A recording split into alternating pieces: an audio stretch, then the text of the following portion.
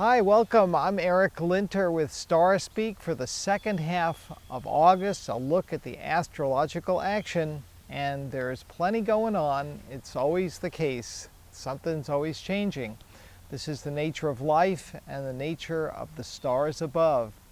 We've had a new moon on Friday the 14th, and as we head into this second half of August, the moon is waxing full.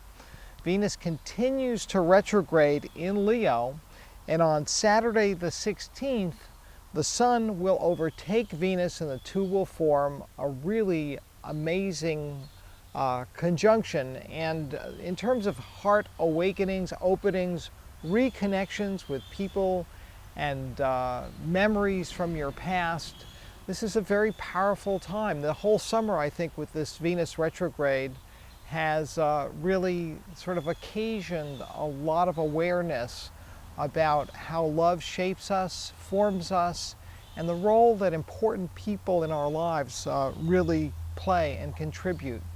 That same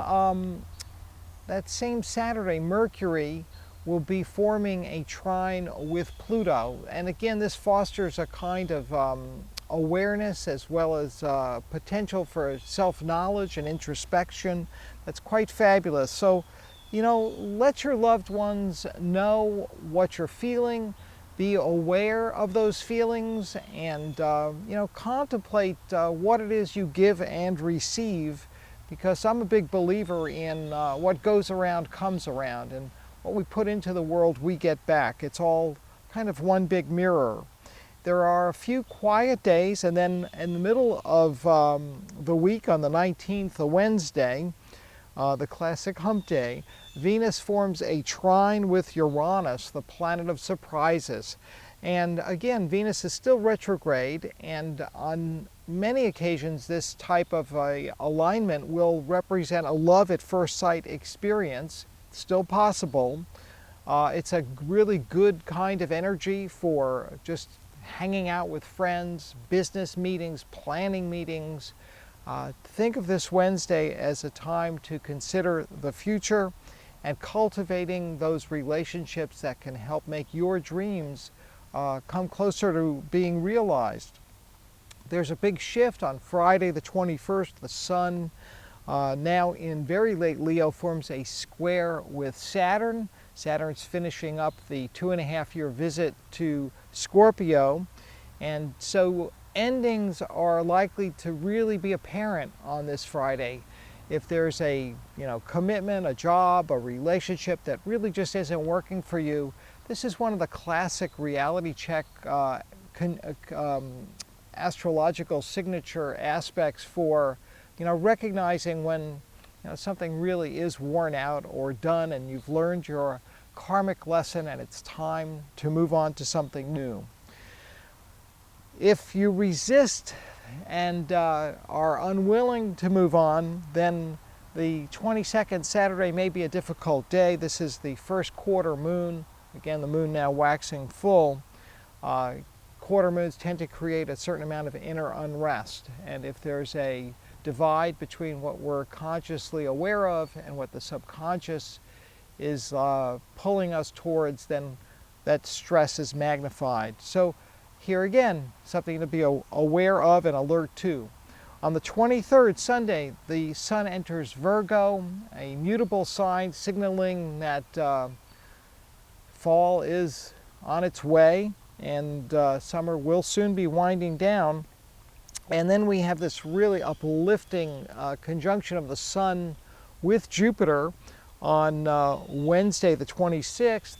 That same day, Mercury is in a sextile to Saturn. So, again, looking ahead, thinking about fall projects, whether it's work, school-related activities, this is a good day to be making plans, thinking big, but also managing a lot of little detailed, tasks and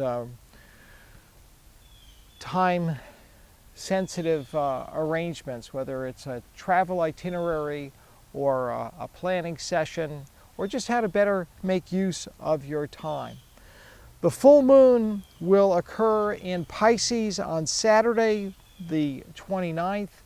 This is a very interesting alignment because, again, the sun is still in close proximity to Jupiter.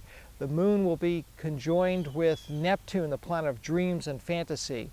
So we've got a lot of potential here for imagination, creativity, a lot of emotion around this full moon. There's a configuration now developing where Jupiter in Virgo will be opposing Neptune in Pisces for several months. We have to watch out for gullibility.